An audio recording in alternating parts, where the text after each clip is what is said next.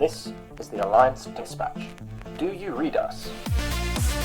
Hello, welcome back to another episode. This is probably episode, I'm going to say 8 of the Alliance Dispatch. I am Danny. As always, with me is Dispatcher number 2, because he's yet to defeat me in single combat. And Dispatchers 3, 4, and 5 are able, as always. Stephen, how you doing? I'm good.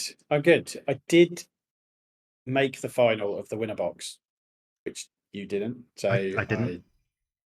But I did beat you in that tournament. Yeah, that's true. Okay. It's still number 2. But yeah, I'm good. Lots to talk about.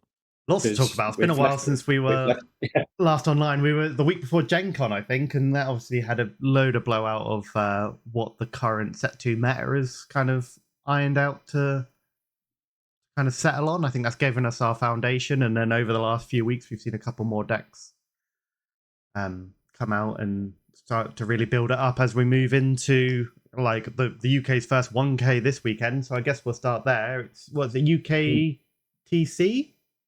UKTC in Leicester. Rumours about numbers and what people have been saying online. It might be a 2K. I think if they got over 128, yeah, I think it would go up to a 2K. I think it's just kind of maybe because they have the space and the potential for it to go up to a 3K. But with it being a bank holiday Sunday and with it being the week before Manchester, I don't think they'll get quite there. Yeah, I mean, I definitely would have gone if I wasn't unfortunately dog sitting this weekend. And I am going to Manchester next weekend, so it kind of, I'm not too hard out. But I feel like the prize pool, going and playing for £2,000 is a lot better than going and playing for a case, or I can't remember how many boxes they're giving away at Manchester. Yeah. But I don't really need more set 2 product, but I'll happily win it if I can. Yeah. But yeah, I'm really interested to see how it goes, the type of crowd it attracts as well, with it being the first one, whether other event organisers will see it as a success and maybe try and organise their own one, or whether it just turns into a UKTC thing and they are the only guys who do.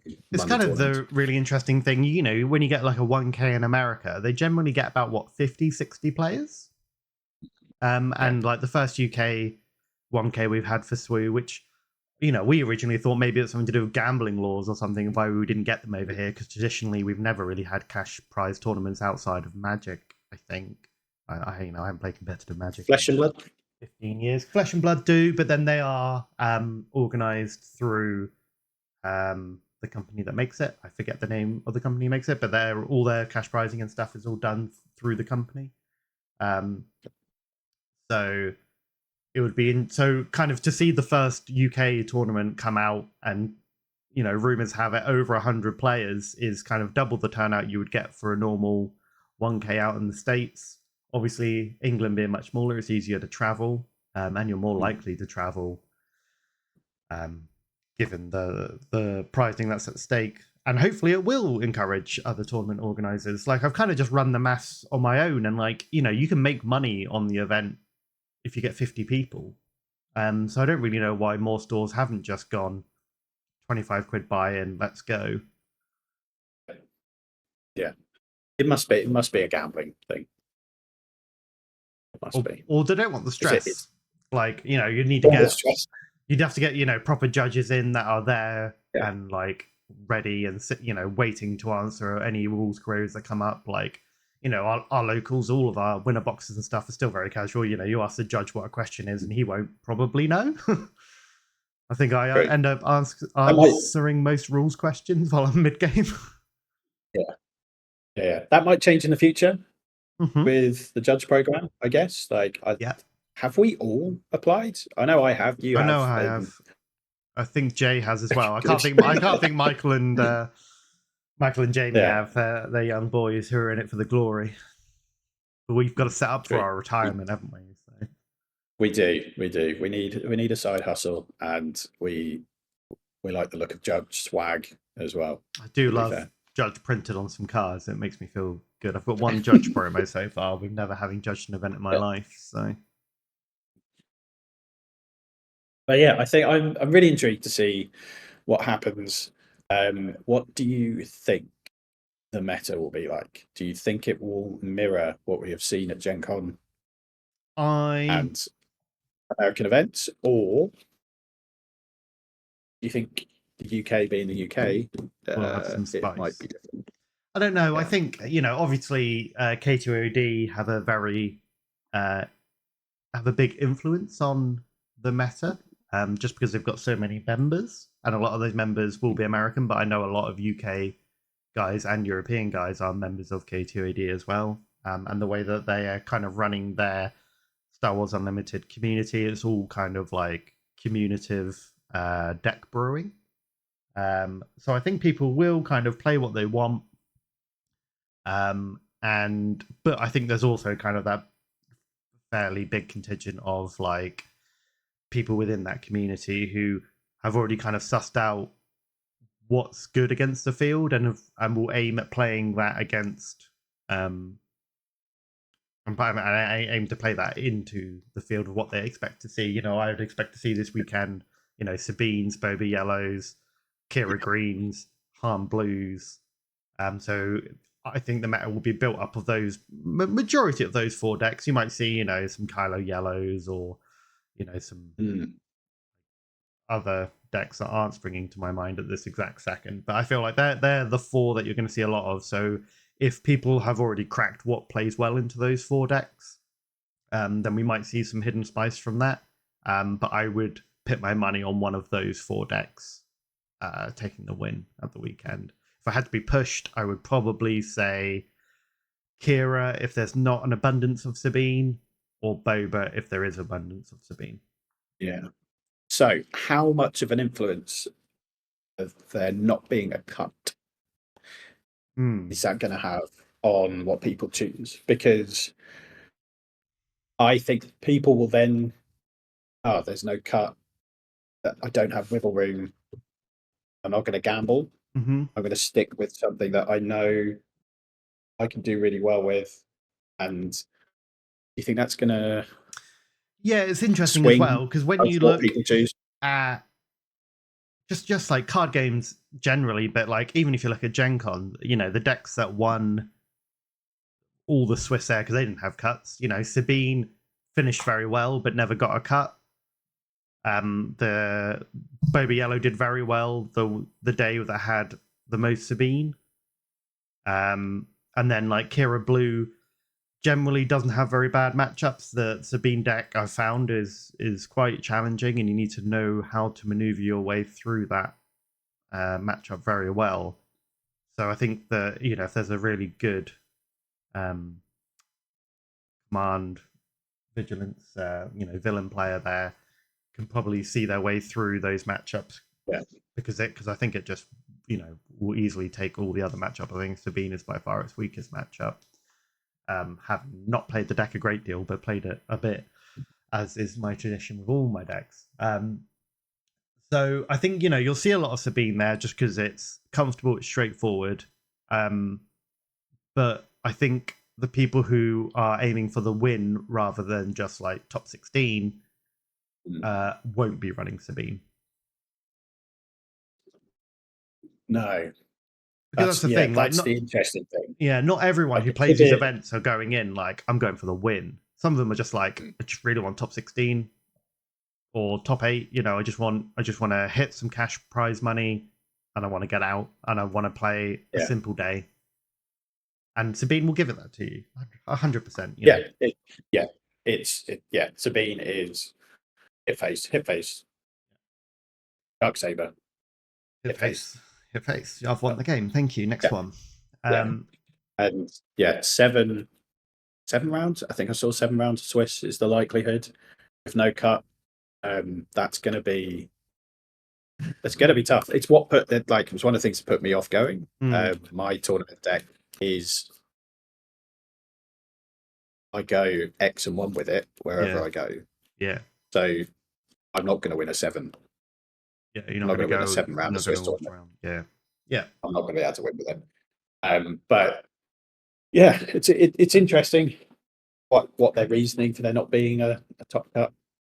Yeah, I mean, they're cramming it all into guess one time. day. Yeah, time Yeah. will be the big killer, right? Because 7 rounds of Swiss is still 7 hours.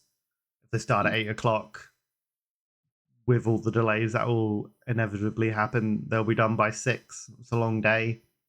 You know, I've done bank holiday traffic. Yeah, I know. I've done longer days. Like I've done 10 rounds of Swiss in some tournaments and stuff in the past, and they're killer. And you could have quite easily done 7 rounds with a cut at that point. But yeah, I think if they do hit over the 100 players, you need to, you know, I haven't run the math on exactly how many rounds you need to get a blanket winner or a decent, not a blanket winner, but like a, you know, a decent top 8 or a top 16 cut. But I imagine it's going to be in the realms of about 6 or 7. And then to then add an extra like 3 hours on top of it, then you're all finishing at 10, 11 o'clock at night, which, you know, if I'm playing for $2,000, I'll happily do a 12-hour day. That's like the best minimum wage I would have ever earned. Yeah. And the people who aren't keen on that won't be in that position to worry about it, right? So I think Boba Green the win, just because you're going to get people are going to want to play because it's for money. Yeah. They might be in the mindset of this deck is still really good, and I know it inside out. Yeah. Changes with new cards have only made it better. Like stick Maul in instead of Vader. Yeah. Stick the bug bounty hunters in there. Yeah.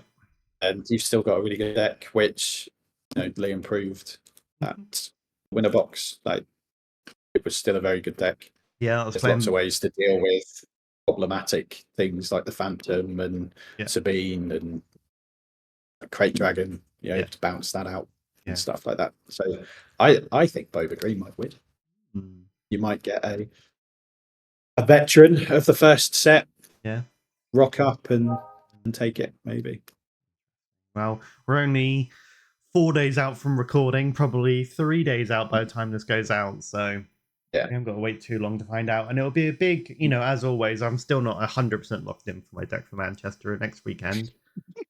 So whatever does well this weekend will always have a bearing on what I end up doing next weekend, because I'm a big advocate of trying to stay on top of at least what people are playing.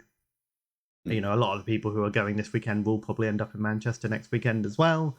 So it should be a good indicator. The issue of like if it was Gen Con this weekend and it's like you getting a completely different player base of players who won't, there'll be very minimal crossover between those two tournaments. But these two venues are maybe 2 or 3 hours away from each other over a course of 2 different weekends. So I imagine there'll be a lot of crossover in players to see what will happen. And never forget the nationals that I won. I picked the deck that won a tournament the weekend before, and that saw me through. So if it ain't broke, don't fix it. True. Very true.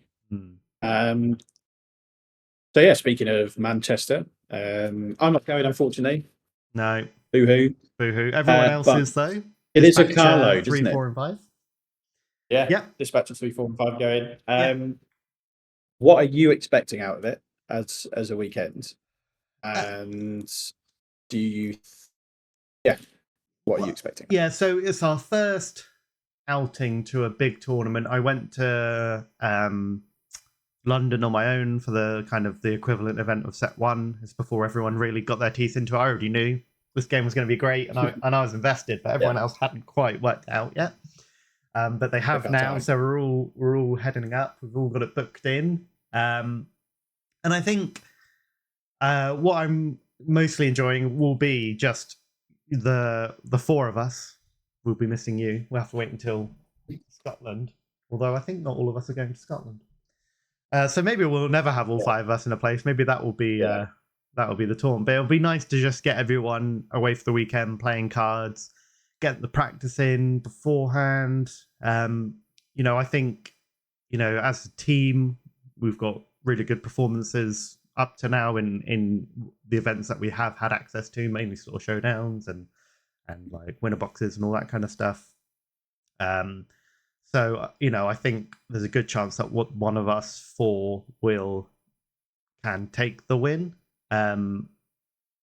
I don't think I will do it. I'm at the moment I'm sat on Bobby Yellow. But I never think I'll win any event unless it's a local one. Because I'm obviously the best. But I generally don't go into an event thinking that I'll win, because the way I see card game generally played is that you are very unlikely to win back-to-back events, unless your name's Greg. If you're watching, Greg, good to see you. And,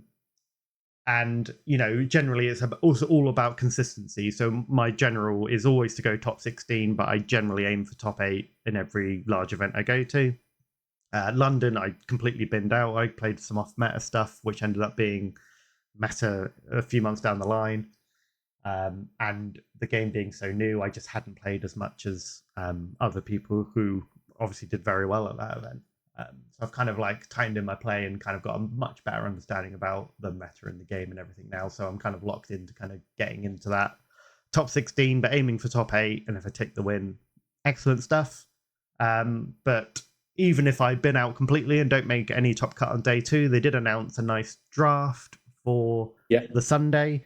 I prefer draft over sealed, and generally do really well at our draft events locally. It's one of my favorite ways to play. Yeah. You've won the last 2, haven't you? I have won the last 2 different decks. Yeah. So, and that's something I really, just a slight tangent, something I really enjoyed about Flesh and Blood is that their nationals and world championships are both constructed and draft, and your wins of those 2 different formats come together to make your, X and 2 or your X and 1, and then you go into a constructed top cut to finish on day 2 or day 3, depending on how they all organize it. So I kind of hope similarly that, because this game just has such a strong drafting scene, it drafts 1,000 times better than Destiny ever did, and the themes that they got within the sets make for really interesting decision points as you're drafting and everything so I think I've waffled on completely off tangent there, but yes, I expect to do well, but if I don't, then I get to play draft, and draft is really fun. It's basically what I'm coming on. As I said, I'm sitting on Baby Yellow for the kind of the heavy bounty hunter, a lot of relentless pursuits and all that kind of stuff, because it plays really well into Kira, which is what I generally think is the best deck in the format. I just can't pilot it well enough yet to take it myself, because I keep losing to Sabine. One day I will work it out. It's very complicated. Yeah, I think when I build a deck for the tournament scene, Sabine is the thing that I think about beating, because locally that's what there is the most of. Mm-hmm. But I think Kira is probably the benchmark for bigger tournaments. Yeah, because people who go to bigger tournaments tend to have a bigger card pool to be able to choose from.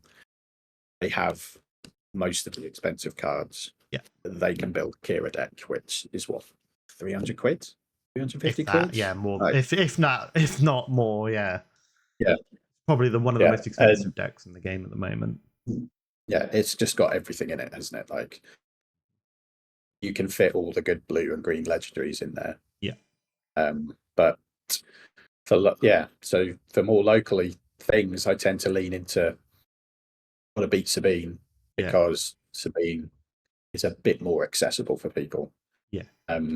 Maybe not as much now, because Darksaber's such a staple for it. Yeah. And Poe, but you can still play 1 or 2 Darksabers, not play Poes and play Wrecker. Wrecker still has a big impact on the turn when he comes down. So it's obviously better with Poes, but not necessarily that important for local play. Yeah, very true. But so you're leaning into Boba. I assume Michael will play Sabine. He'll toy with stuff. beforehand and then lead into his goal. I imagine Jamie's taking Hondo, even though he should just be playing Kira, but he's too much of a hipster to play a meta deck. He did quite well with it though. Yeah, I mean, yeah, because you're playing green villain, blue deck. It's got all the good cards in it. His is green yellow. He went yellow, didn't he? He did go yellow. Yeah, he went yellow. Sure. He went yellow, and I think Michael tried green blue. Yeah, and said it was really good, but were really boring. Yeah, did not like the. He had that fantastic game that went to tie. Game 1 went. What happened? It went to tie. Game 1 went to time. Did they tie? Yes. Was it an actual draw, or did one of them win because of the card draw? Oh, it was because of the card draw. Michael won on card draw. Assigned the damage first and lost. Yeah. So, but no, I've looked at Hondo Green and it does look quite drawn out. Yeah. It can be quite or Hondo Green or Hondo Blue even, or because that's. Was he playing Hondo Blue? Yes. Yeah, Hondo Blue. Because Hondo is green. Yeah, with I think it plays about 10 to 12 smuggle cards, so you're basically exchanging Kira's ability to one-shot a leader for 10 to 12 experience, possibly over the course of the game. And I just think Kira is so much stronger, and Hondo's just a really good draft leader. If you manage to get a lot of smuggle, he's primarily in there for draft. Same with Bosk, although Bosk does seem to be doing quite well in the Gen Con games. Like I seem to remember just seeing Bosk just show up a few times in those top 16s. Yeah. Which is another reason why I'm on the Baby Yellow train, because you can bounce your own stuff back to clear the bounties and stuff. Yes. So. I've noticed a bit of a rise in Bosk, like red green Bosk, which again, like red green villain. Has some really good cards, some good ramp into Vader, Maul, and Relentless Raider is really good into Kira as well, because Kira just can't answer it. So. It's very good. And then who knows what Jay's going to play? Yeah, he's toying with two things, either Sabine or Han. But that could all change tonight. It could all change tonight, tomorrow, after more testing. Who knows? The boys are Maverick, and I will probably swap in the last minute or not at all. Who knows? I'll have to wait until Monday. See what the report comes out of over the weekend to see if I end up pivoting. But the tournament scene doesn't finish there. I guess as soon as it's that same weekend. Store Showdowns start. I think there's a couple that weekend. There's one at Bad Moon Cafe on the Monday. I'm still thinking about going because I have that day off. But we'll see. But it's not as much hype. No, Store Showdowns this time around. And I think partly due to there being bigger tournaments, because set 1, all we really had were Store Showdowns, and most of them happened on May 4th, unfortunately, which has not happened this time. But the pricing for this set of showdowns is nowhere near as interesting. Your participation is Lady Proxima, which is nowhere near as playable as Takedown. You might play her in like a Cad Bane deck, and that's probably where she stops.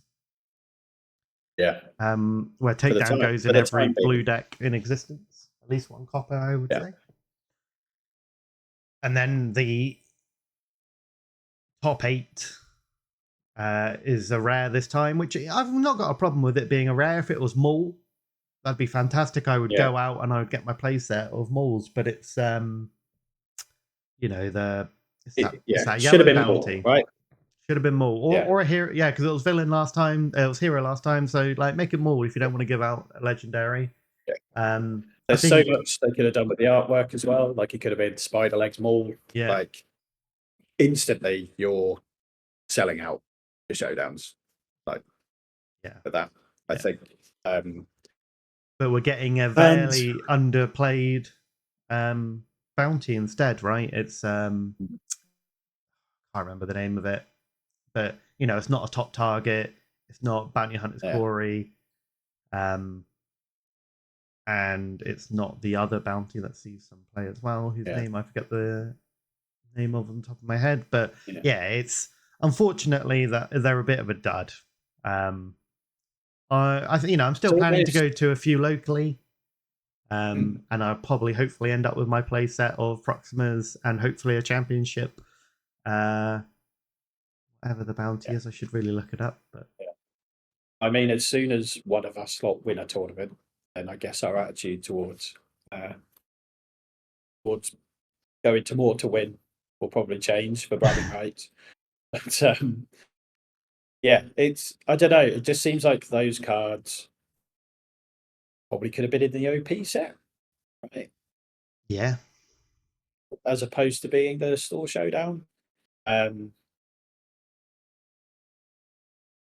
It seems to be like the first miss that they've had with organized play stuff. Yeah. All the other cards have been fantastic. Like the ones you get in the weekly organized play packs. But even for cool. and for set 2, really cool. Someone at locals last week made a point that maybe the card that was supposed to be the prize for this one, they went, you know what, let's save that. Let's take that and put it in the prize pool for the big Interplanetary. Maybe. Possibly. Yeah. It's nothing Irrefutable about Offer is the one that's the top 8 card. Yeah, which is the Steal a Dude, right? Steal a Dude one, which it's too slow. Yeah, too slow, not good enough. The artwork's nice. It's just it's DJ with his hands up. But could have been cool with Hondo on it maybe or something, but I still don't think it's enough to really drive home. As I said, there's about 4 locally which I'm going to go to, mainly because I just love playing the game, and I will probably end up going to all 4 of those regardless of how well I do early on. It did take me a long time to win one last time. Managed to win my last one, so it will be interesting to see that, and that kind of fills up September and October, I think. Yeah, pretty much. Pretty much. Up until when we have our... we could every weekend do at least one. Yeah. If we wanted to travel and stuff, and if all our ducks were in a line. I think I can only do Alpha and Athena this time around. Maybe Bad Moon. Dark Spheres on the 7th. I don't think it's I can the do same 7th. as Woodbridge. Yes, it is. Same day as Woodbridge. Which is a shame. I really wanted to go down to there. Yeah. Nice store, good bunch. Yeah. Pizza place next door looks amazing. And, I'll send you a photo. Don't. And then lots of nice Adnams pubs knocking around. I'm going to try and switch. I'm going to try and switch my day. You can do it. You can do it. Because that's the weekend after Manchester is Woodbridge, and then the weekend after that is Alpha Games. I'm just going to reel out some east of England. Then I think we got a weekend off, and then it's Athena. And then we got a weekend off, and then we go into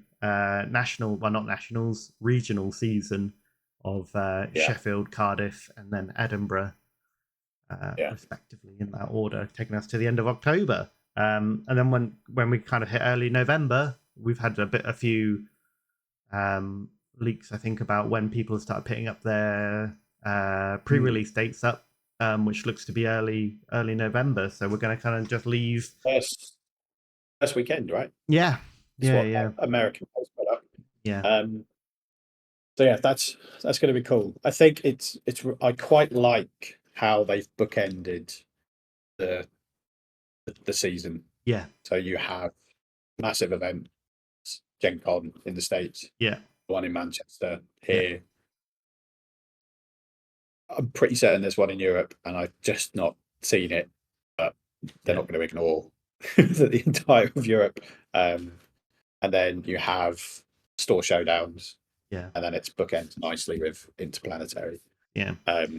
Yeah, it's I a think they're bit of a saying there's gonna be shame 3 that more. all the interplanetaries are happening over the same 3 weeks. Because I've got a mate over in the Netherlands who was like, "Come play," and I'm like, "It's the same day as the one I'm going to." Soz.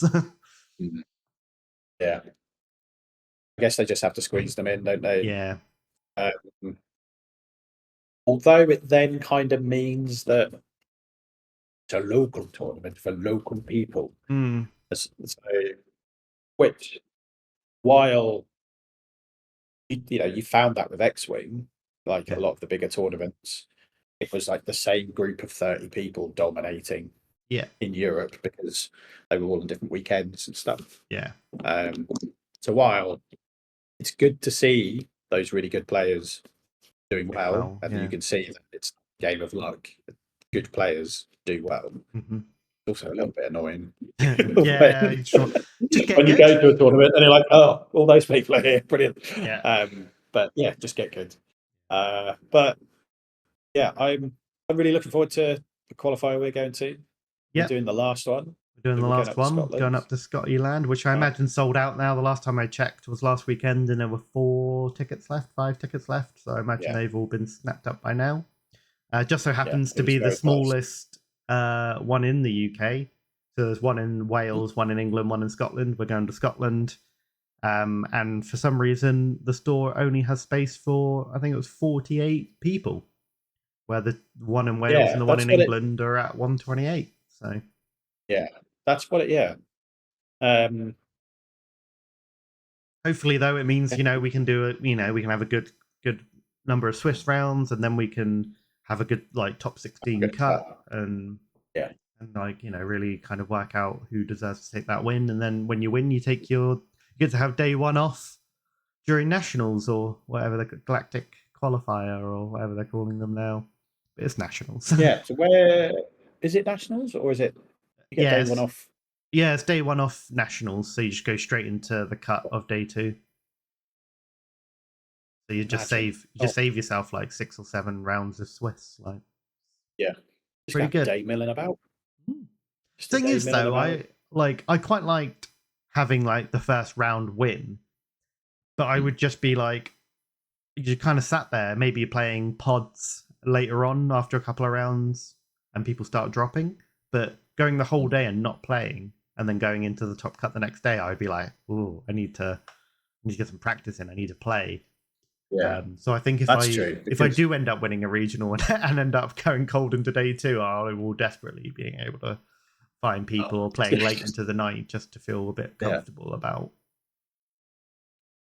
going in. That's a good point, actually. Like I've never thought I haven't looked at it that way yet. Like you could go straight into day two. And will day two be a cut or would it be like It will be a cut, maybe yeah. straight into day two and you just go into your hard counter? Yeah. And that's it. That's done. it. Done. One game. One game at nationals. Yeah. But then you do automatically then get, fairly decent pricing because you finished in the top 32 out of, what's going to be an over 100 person. If the regionals are coming out at 128, then I would expect nationals to be allowed up to, 256, if not more. So I hope that they, have a venue big enough that's in a fairly good place and a good weekend, which allows loads of people to go to. Because the Destiny Nationals kind of saw anywhere between 75 to 125 players, depending on the year and where it was, which are great numbers. But I'd love to see them just, go that step above. Because even the World Championships I played in, which was a ticketed event, but it was open, was 412 or something like that. And I'd like to see the World Championship have 556 players or something, I think allowing more people in from all over the world or all over the country, or how as it scales up, I feel like you should just be allowing more and more in. But we'll just have to see how it goes. Yeah, it's going to be interesting. Something else that I noticed when buying my ticket, they said that you needed to have your Star Wars ID. Yep. The Star Wars Unlimited. So hopefully that means they will have their software sorted out by then. I know they mentioned that they're partnering with well-known limitless, software. right? It's just limitless. I think so. It's probably limitless. I'm betting a $5 right now on it's limitless. But... Yeah, I think it is, because I think that's who TCG, UKTC are using. Yeah, as well. And that's who. Yeah, it's who the Manchester lot use as well. The guys who run that, whose name is slipped my mind, but it's what we used in London, and it's a good format. It does all the things we need it to do. So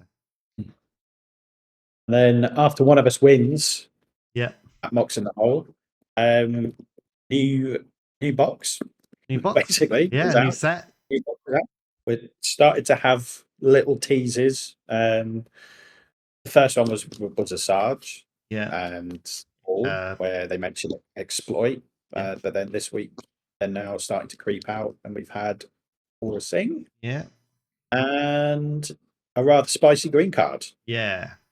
So Orsing, I'm not so sure is good, purely because she costs so much. I think she's a 7-drop, 7 power, 6 defense, overwhelm, and when a enemy ground unit attacks your base, you can ready her. So obviously she can just start sniping out guys, like small grunty units. She can probably swing 2-3 times as they're going into your base, and you can kill 3 units and get some overwhelm damage onto the base. It's all good stuff. But she's a 7-drop, so she is. So you've won the game or lost the game before she comes out. Yeah. But she was neutral, wasn't she? She is just straight red. I see her going into Han. Sure, coming out on 6 maybe. Yeah. She's Underworld as well, so and a Bounty Hunter, both good tags with the set of the stuff we've got in the current set. I feel like we'll have less Underworlds and Bounty Hunters generally in the set. I think we're getting Orsing because she's a Clone Wars character. And she just so happens to kind of fit within that structure. Yeah, so set 1 was all Imperial Rebels. They've put in a couple of Imperial and Rebel things into set 2 just to kind of keep that tribal going. Yeah. And I think they'll do the same with set 3. You'll see a handful of Underworld, Bounty Hunter, a couple of Rebels, a couple of Imperial, but then the majority will be Clone Wars stuff. Yeah, absolutely. Which it turns out is most people's favourite Star Wars. Yeah. Who would have thought 20 years ago that the prequels were the one, eh? Yeah. I think that's a lot to do with the animated show, though. Yeah. 100%. No, the Clone Wars is incredible. And the other spoiler we had was Constellation of Power. It's basically defeat any number of units, combine their power together, and you can play a unit that costs that much. Is that good? Yes, because battle droids exist. This says defeat. This says defeat 5 battle droids and play a 5-cost unit. Do battle droids have the unit keyword on them, or will they have token like in Magic? Okay, the token units.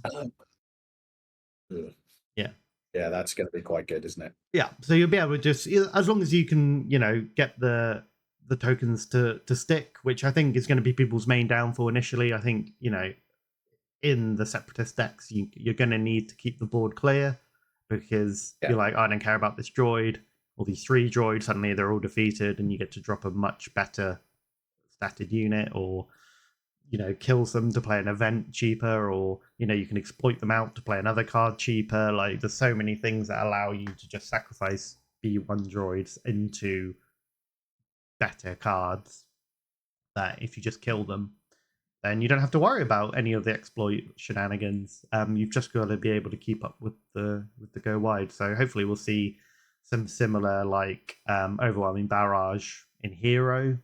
Maybe not exactly the same. Fingers crossed. We don't need Hero overwhelming barrage. We just need something similar. It could just target tokens, right? Yeah, or it could just be, there's a lot of green stuff, which is like, deal this unit's power to another unit, but you could just easily deal this unit's power to any number of different units divided as you wish. So it's kind of like, instead of giving +2/+2 and then splurting it all out, you're just going, oh, here's my, 6 power General Recon. I'm going to deal 6 damage to everything across your board. So you just need something like that, I feel like, to just, just a few more, bombing runs that only affect your opponent's side of the board, or, a bombing run for space or bombing run for both locations. You just need something, a few more light removal. I don't want to see loads of removal. Super Laser Blast and Overwhelm Barrage are already quite potent on what they do. But I think we will just need to see a bit more on the hero side. Yeah. I'm very intrigued to see how relevant tokens become, like token units become. Well, yeah, because they've dropped. I don't know if you caught it or not, but they said that there's only 2 tokens in this set, which are the B1s and the Clone Commandos. So there are no shields and there is no experience generating cards in this next set. Wow. Okay. So there's no shielded units and there's no cards that can give shields, and there's no experience usage in this set. That's interesting. Like, does that... So if someone's just buying in from set 3, does that put them at quite a big disadvantage, do you think?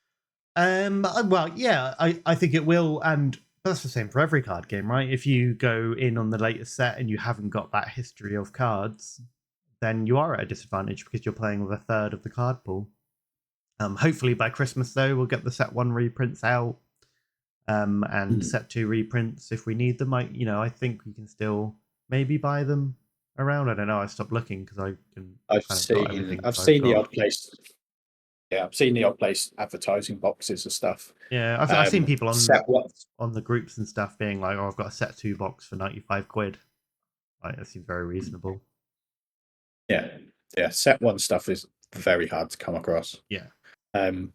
Even like buying singles, like Cunnings and Vigilances are still sky high because there's not any new stuff coming in. People want to sell them. Yeah. Why, unless you got spare ones from somewhere, but now that we're opening like pack set 2 boosters every week instead of set 1, like I'm not seeing any Luke's, Cunnings or Vaders or Bobas anymore because I'm not going to buy any set 1 cards because I've got a full play set of it. So yeah, I don't know if I'll buy any set 1 packs when they come out. I do still need quite a few things from there, but I think I'll just wait and get them when the market up with singles. Yeah, I think that's the right thing to do. I still technically need 2 Lukes, but I can buy them off the person I've borrowed them off long term anyway. So they've decided they don't want their hero side of their collection. So. I've thought a very similar thought recently. I do lean very heavily into villain stuff. Like, I tried to build a Blu-ray deck this week. Ended up building a blue Boba deck. Because I was just looking at it. I was like, I just like playing Boba. Yeah, like he's good. Just fun. Good. Yeah, and also, when you look at the grand scheme of it as well, like, your some rares are a couple of quid, but when you're looking at a hero blue deck, you need like 3 Lukes. That's probably the only big blue card. You can also play Mandalorian if you don't want the OBs, or if you want some addition into OB. But I feel like some colors just lean really hard. Like, blue villain legendaries are much better than blue hero legendaries, or the dual color blue legendaries. So I kind of see the appeal to only playing one side, but because of all the neutral cards as well, like, I don't feel like it really saves you much. because most of the card pool, like the commons and the uncommons and 95% of the rares you can get for nothing, really. Yeah. Like It's if you're next to me when I open packs, I will give you everything. Like I will give you all of those cards. Like yeah. So I think it does save some money if that's something you're worried about. But then also some people just like my friend who is sticking just to villain is just because he just really likes the villain characters. Yeah. And it's just purely from a flavor perspective that he's just like, well, I just want to play my Thrawns, I want to play my Boba Fett's, I want to play my Palpatines. I don't want to play Luke's or Finn's or. Does anyone want to play Finn? No. Maybe he's good next set. Maybe. He's got the trooper keyword. He's got the trooper keyword. Maybe that will be good. Yeah. Not good at the moment. I've played some games, but not good at the moment. No. Not good at the moment. Could that be an issue for the game in the future? Yes, that's something we can talk about another time. Yeah, I think just highlights. No, I think I think the bigger issue will be is having 100 leaders to pick from. Yeah. So I think some of them being bad is only a good thing because you're like, phew, that's one less thing I have to think about in my brain box.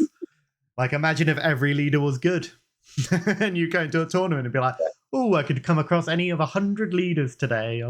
Gotta brush up. So. No, I'm quite glad some leaders are not good, and some leaders are like just good. Do you think they will ban leaders in a similar way that Flesh and Blood have done, or straight up banning a character like Boba Fett, for example, from the tournament scene? Yeah, I know there's Hero Boba. Yeah, but if you straight up ban a real iconic character from the game, will that put people off? Especially if it's Boba and someone spent 400 quid on that showcase. It's a little bit different in Flesh and Blood because you can just play Dr. Aphra. Okay, you lose some synergy with like Fett's Fire Spray. Off the top of my head, that's probably the biggest synergy you lose, and obviously you go for a much worse ability, but your deck can still functionally play. Where a lot of Flesh and Blood doesn't work like that. Sometimes it does, but a lot of things is like a lot of abilities that are built around and just combinations of traits you get on characters in Flesh and Blood means that when something rotates out, all your cards that have like the frost effect, maybe there isn't another leader out that has the frost keyword, so you can't actually play any of those cards until they release the next one. Or maybe the thing that jumps to my mind is like there's a big frost tank. He got banned because he got too many points, and you're like, okay, what's the other frost hero? Oh, it's a frost archer who's a damage dealer and doesn't play in the same way at all. Where in SWU, it's swap your leader. If the difference between a Krennic, an Iden, and a Kira deck is that Kira's better, but functionally that deck will play the exact same no matter how you're playing. You might change some cards here and there, but that core 50 cards will be the same. Of course. Yeah, that's interesting though, because the other week I was going to bring my Top Gun Tarkin with all the spaceships. What if I just swap? And put Boba in, just swap the colors around, and just use exactly the same decks. Yeah, and it was not good. No, it was not good at all. So yeah, maybe they could do it, but I guess if you ban Boba, that's the fire spray done as well, right? I mean, you've still got Boba unit, and you've still got Django Fett unit, but that makes it a lot harder for that card to come out and be as impactful as it is. But also, to be fair to that card, it's one of the most powerful cards in the game because there aren't cards of similar power levels to it. So I think you're more likely to see bans of individual cards like Fire Spray rather than the ban on Boba Fett. Because Boba flip turn where he gets to play 8 resources instead of 5, really strong. or like being able to sneak out the extra one, drop resources, or be able to sneak out an extra card here and there, very strong. But like the big plays of that deck are, here's my fire spray, here's 5 to face. Yeah, I mean the turn you get Boba out, if you have a bad turn that turn, feels not great. You've probably lost. Yeah, it doesn't feel very you've good. Probably lost, right? And when you look at like Sabine, she's got none of that stuff. There's no Sabine's blaster. There's no Sabine's phantom spaceship. There's nothing like that. There's no Sabine's Darksaber. She's just solidly good because on curve you can just ramp out a really threatening board state. So I don't think we'll see bans of leaders unless they do something crazy. Like, unless just something far beyond the power level of anything we've seen at the moment comes out. And then it becomes like really skewed. But I feel like the metagame through since release has been really healthy. At the start, everyone's like, Boba Green, because that's what the small community that was playing on TTS before the game release said was good. But by the end of set 1, Boba Green was not the best deck in the format. No, it was still strong. It was still strong. Well. Still a very good deck. But, Boba Yellow ended up being better than it. And, like, obviously the hard control Vader deck just blew it out the water, didn't stand a chance. A good Iden player could beat it as well. Yeah. A good Sabine player. So that kind of rock, paper, scissors of the meta has always been very healthy in the game, I think, which has been very pleasant. Considering the games I have played in the past where it gets very bad very quickly. Starvo players will know what I mean. But it wasn't a good time. I think that wraps everything up. I was going to say, I think that kind of wraps it all up. That takes us into set 3, which will be hopefully, spoiler season should start ramping up soon. I would say by the time we are looking at the kind of regionals and we're all excitedly looking at what's winning and what's not, we'll also be having a complete ramp up of all the set 3 cards, and we can start seeing all these really wide decks coming out. And it's also just, I was thinking about it earlier when we were talking about all the regionals and, getting to skip day 1 of your nationals. Nationals is going to be played with set 3, so you don't even know what the game's going to look like back then. How different the decks have come out from set 1 to set 2. And then that's doubling the card pool. This is obviously adding half of the card pool again to it. So it'd just be interesting just to see if any of it's good. What if Separatists are rubbish? That would break Jay's heart. Yeah.